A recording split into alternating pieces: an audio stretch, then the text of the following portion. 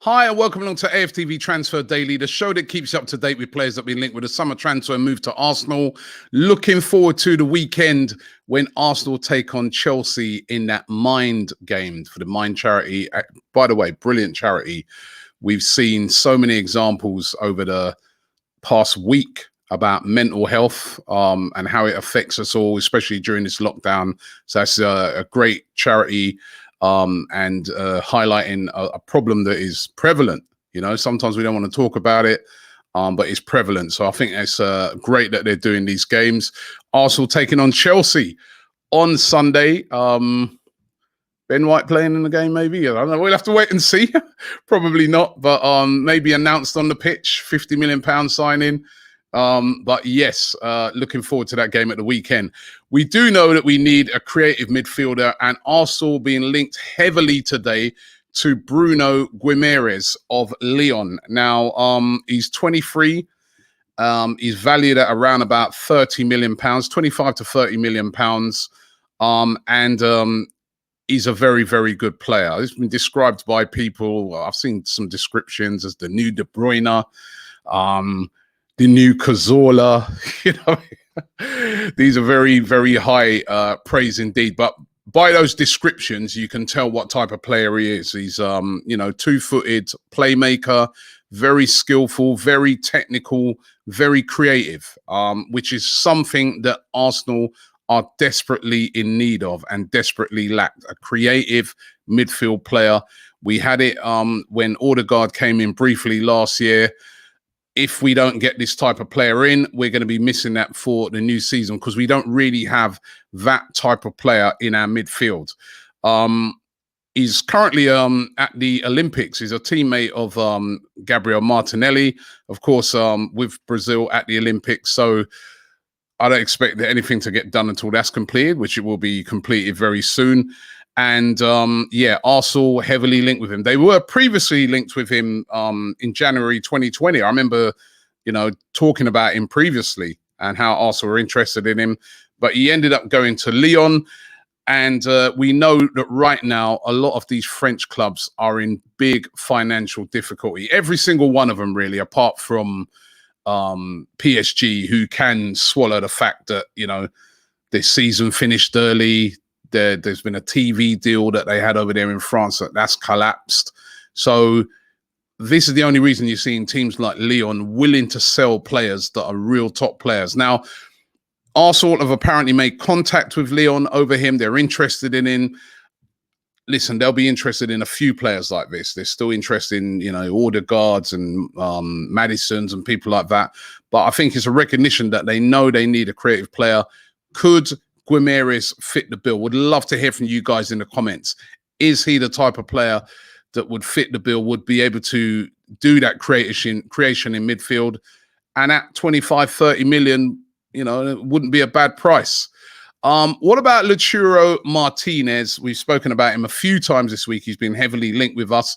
Over on the Don Robbie channel, make sure you check that out. I've done my weekly catch up with Fabrizio Romano and spoke to him about Luiz Martinez. He's saying to me yesterday that he feels it's unlikely that this will get done. However, what he did say is that if it did get done, it would have to be a huge amount of money. Something around about the £70 million mark. He reckons that if it was that sort of deal, you know, Milan would be listen to that because, again, financially, you know, they find it hard to resist that type of money. But he's also saying that if Martinez goes, he wants to go to a team that's going to play Champions League football. And also he's saying that, you know, basically Inter Milan do not want to sell him. They sold Hakimi. They don't want to sell Luiz Martinez. They recognize that, you know, he's an integral part of their team and they want to keep him. So, as I said the other day, it looks unlikely, but it's the right profile, the right type of player that Arsenal should be looking at. These are the type of players we should be in for. Are we going to go all in and try and get him? That's what we'll have to wait and see this window. It more likely be somebody like a Tammy Abraham. Now, we're being told today that Chelsea are willing to lower their asking fee on him. They set this ridiculous £40 million asking fee. Nobody's going to meet that right now for Tammy Abraham, I don't think. Although you could argue, you know, if we're paying £50 million for Ben White, surely Tammy Abraham, who's been playing at a higher level, is worth that. But yeah, they set like an asking fee of £40 million. That's not gonna be the fee now. They've apparently revised that and are willing to take around about £35 million for Tammy Abraham. We know that definitely Arsenal are interested in Tammy Abrahams, but will they go all in for him this summer? If they do, does that mean the end of Lacazette? Do they move Lacazette out and bring Tammy Abraham in? Certainly, I think if Lacazette does go, which we've heard that Arsenal have been open to offers for Lacazette, and we know there's an interest from Atletico Madrid for him. If Lacazette does go, maybe Tammy Abraham might be a good shout to bring in for around about that sort of money. But I've said it before on, you know, I did the Forever Arsenal podcast yesterday, and as I was saying to the guys, is Tammy Abraham better than Lacazette? I know he's younger. I know he's a very good player, but is he better? Is it going to be an improvement on what we've got? That's what we have to consider. Well, that's what Edu and Arteta have to consider. And he will be a lot of money. £35 million is what they'd be willing to sell him for. There's also been an asking price set for Martin Odegaard. Again, we've been hearing it all week that he's unsettled and that he may be willing to move back to Arsenal. Arsenal interested. I've also seen that Borussia Dortmund are hovering around as well. They're interested in him. We know, again, Real Madrid, financial problems, and they might have to let a couple of their star players go. Some of those big stars, as I've said a few times, are on huge wages, very hard to get rid of. Odegaard could be sacrificed. Now, we're being told that Real Madrid have set a price of €50 million. That's around about £42.5 million. That's the sort of money they want if they're going to let Odegaard go. Again, you know, if £42.5 million, for me, we know that he's coming. We know that he's fitted straight into the team. He's got leadership qualities. He's young. He's hungry for success. I think he's a player that needs a home. You know, he's been, you know, Real Madrid's not been his home. You know, he's been a Real Madrid player, but he's just been in and out, in and out. I think he'd do brilliantly at Arsenal for £42.5 million. I think that would represent, you know, a good price for a player of his age as well, when you consider his age and his potential. So again, what are Arsenal going to do if this is true? Will they move for him? It makes sense for me. It makes sense for me to move for a player like that, because, as I said, I've seen him come in and he looked like he fitted, and he looks like a player that will get better in that area. So Odegaard's going to be really interesting to see how that develops out, to see, you know, it's going to be one of those that either Real Madrid just come out one day and saying Odegaard is going nowhere, he's staying, blah, blah, or they just say, well, he's up for sale now, right? And then also going to have to move, because they may have competition for him from Borussia Dortmund, maybe from some other teams around Europe as well. But £42.5 million will get the man, according to a lot of reports. Emmanuel Locatelli, this one's been going on for ages. Their CEO is very vocal, Giovanni Carnavelli, speaking again yesterday about the transfer of Locatelli. He's going to be leaving Sassuolo.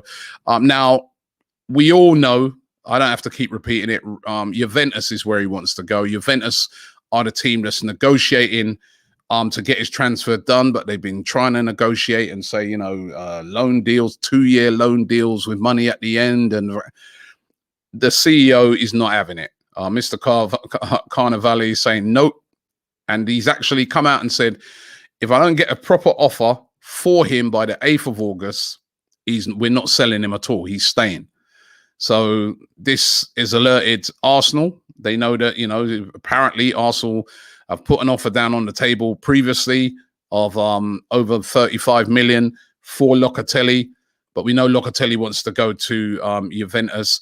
Mr. Carnevale's also said there's another English club interested in Locatelli as well. He's playing a good one, the CEO here.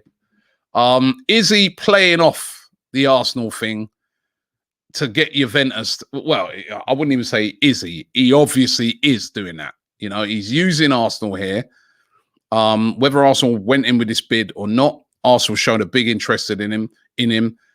He's now using that to drive up the price with Juventus, and now he's setting these deadlines and stuff like that. He's being very, very smart here.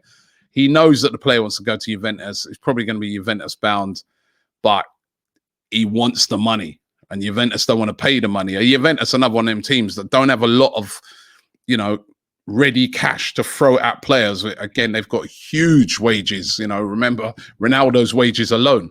So, and they've got guys like Ramsey that they can't get rid of because he's on mega wages. So the Locatelli situation is going to be interesting. What happens if Juventus turn around and say, well, you know what, actually, too much, can't afford it, way too much money. Could Arsenal move in before August the 8th and try and get their man? Again, a lot of brinkmanship going on here. Gonna have to wait and see how this one develops out. So listen, thanks for watching the show today. Don't forget AFTV News Daily tonight. I'm actually going to be on it tonight, so make sure you check it out. We'll be catching up with all the news of the day. Thanks for watching the show, and I will see you all tomorrow with another Transfer Daily.